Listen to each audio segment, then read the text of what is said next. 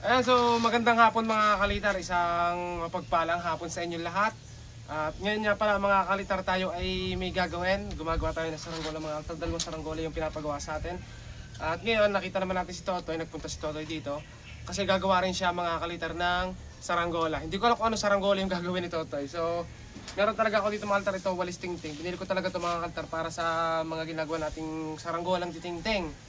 At ngayon, mga altar, dahil si Totoy naghahanap ng kanyang mga gamit, so ang kasangkapan lang naman ni Totoy sa ngayon mga altar, dahil hindi pa siya totaling marunong kumayas, ang gagamitin niya ay walis tingting. So itong walis tingting na to ay pang saranggola ko sadya mga kalitar. Kaya kayo, kung kayo ay gagamit ng walis tingting, ugaliin magpaalam muna sa inyong mga magulang para hindi tayo mapagalitan. Okay? So ito, subaybayan natin kung anong gagawin ni Totoy. Basta ako kakayos lang dito, si Totoy gagawa ng kanyang saranggola.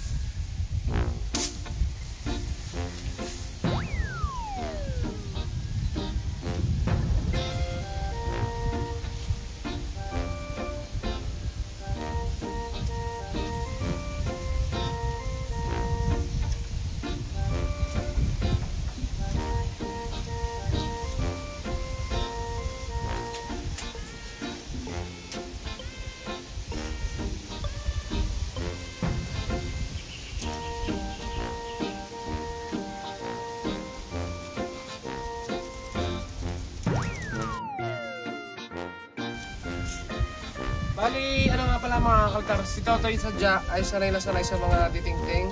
Dahil sa tuwing na ibablog natin dati siya, ang ginagawa niya talaga mga kaltar ay kadalasan ay Vietnam kite o kaya mga bubuntutin. Yun ang kanyang expert talaga sa ngayon.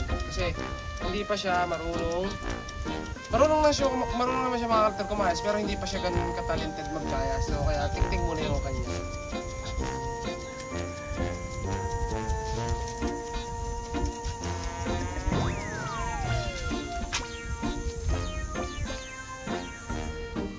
Diyan ang dulo. Aba, ano yung gano'n sana? So, bibigyan ko si Totoy ng tips. Ito yung pagdudugtongin mapakpak. Ayan.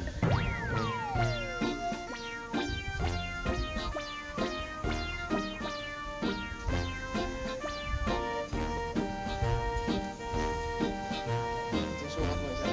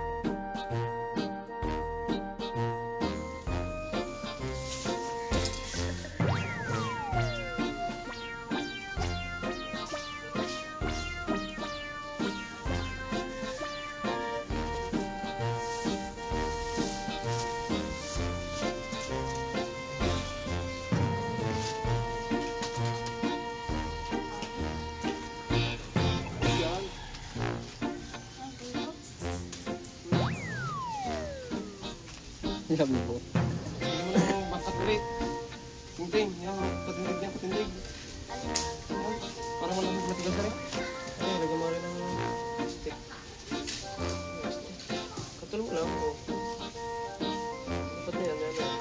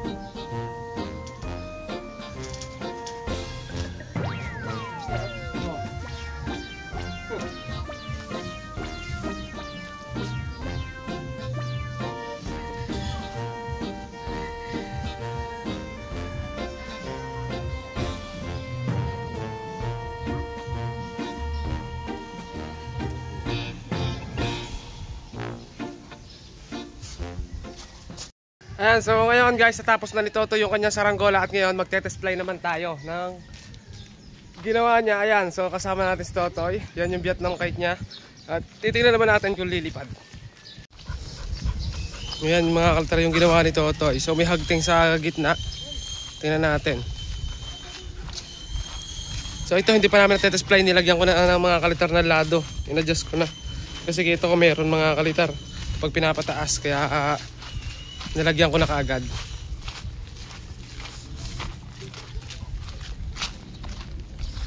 Ipaliparan natin guys. Oh, makulim, lagi nang makulimlim dito sa amin. Pero sobrang lakas ng hangin mga kalitar lagi. Kaya dapat makakapal yung mga saranggolang paliliparan. Kaso wala ako ngayong makapal. Kasi ilang araw ko napatigil sa paggagawa. Kaya wala akong stock. Kanina lang ako ulit nagkayas.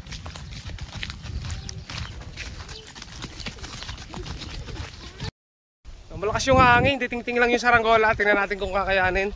Pinabangkatan ko kasi kay Totoy bago niya pabalatan para medyo tumigas kasi ditingting lang. Pero binangkat doon, tingting lang din. Ayan si Totoy. Sana naman lumipad. Pero madali naman paliparin, mga kaltar, titimplahin lang. So ayan na guys yung saranggola ni Totoy. Tingnan natin kung lilipad yung saranggola ni Totoy na Vietnam kite. So Totoy, paliparin mo na yan. Okay, first fly. Ayan, lumilipad na. Ayun. Oh, parang sulo lang mga kalitara. Abay. Oh ha. Lumilipad na. Oo, so wag sa kurente. May kiling pa rin guys. Pero umaangat naman oh. Sakto lang pala oh. Galing lumipad. Bakit Totoy? Alagwa mo, alagwa.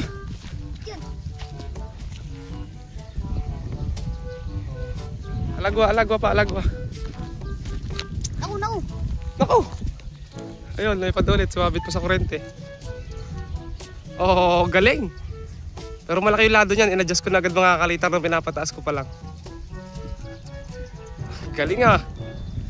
Nakapagpalipad din si Totoy. Iba kasi kapag may nagtuturo mga kalitar sa bata, lalo't pag kitang gumagawa, madaling turuan. Iba yung actual sa sa video lang mga kalitar.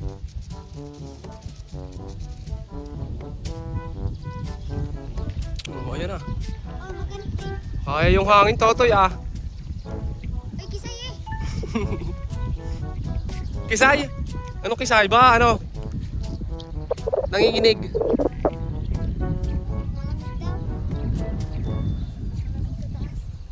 Kisay.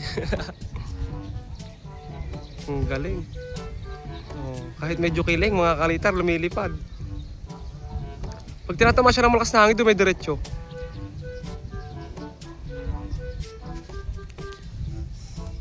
Ayos, Totoy. Nakapagpalipad na si Totoy ng ayos. Hindi na yung mga pacham-pacham. Ayos mga kalitar, nakapagpalipad na si Totoy ulit ng Vietnam kite. Pero sariling sikap na mga kalitar, sariling gawa. Hindi na mga kalitar basta-bastang saranggolista si Totoy. Kasi marunong na.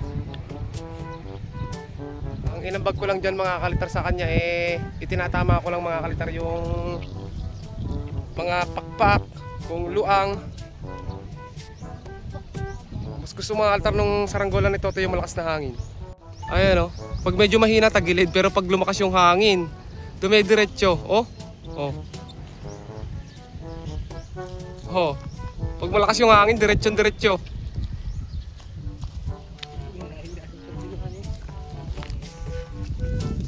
Tatay, ano masasabi mo sa yung mga nakapanood ng iyong video? Ayos. I-subscribe nyo. Galing ni Totoy ah. Oh, gamit niyan bola-bola mga kalitar o yung liting kung tawagin dito sa amin. Ayan. Dumi ng kamay ko mga kalitar.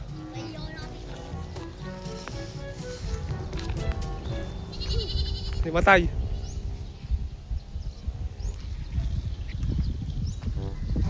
Galing ah. Oh. Vietnam ni Totoy.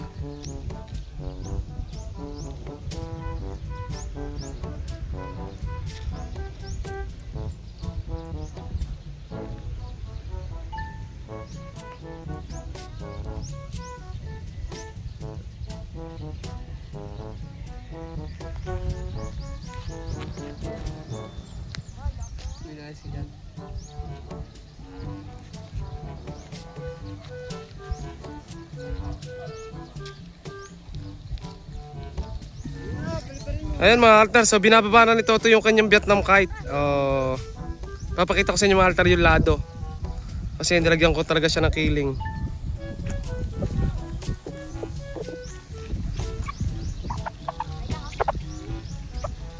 Lakas ng hangin mga kalitar.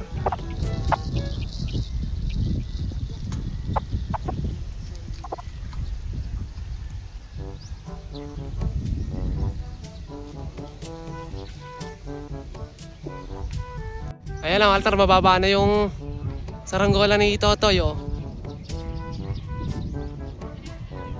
Ayan si Totoy. Saya ni Totoy mga kalitar oh.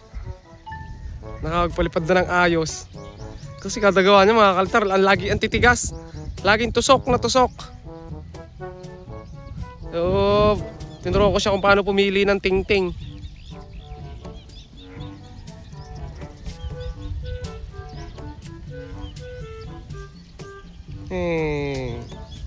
Pakita natin. Ito guys yung ano niya, lumipad pa ulit oh. Talagang magaling lumipad mga kalitar.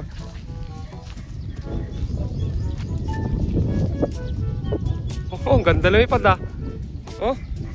Tuwan-tuwa talaga si Totoy. Pag ganyan yung saranggola niya, ginamitan niya din ng rugby, talagang ginaya niya. Ito yung parisukat niya guys, dito nakalagay yung parisukat. Turo mo yung parisukat, pinasan. Ayun yung parisukat. Wala sa gitna kasi ang laki ng lado guys. Ayun. Makita nyo? Ayan yung lado. Pero ang galing lumipad oh.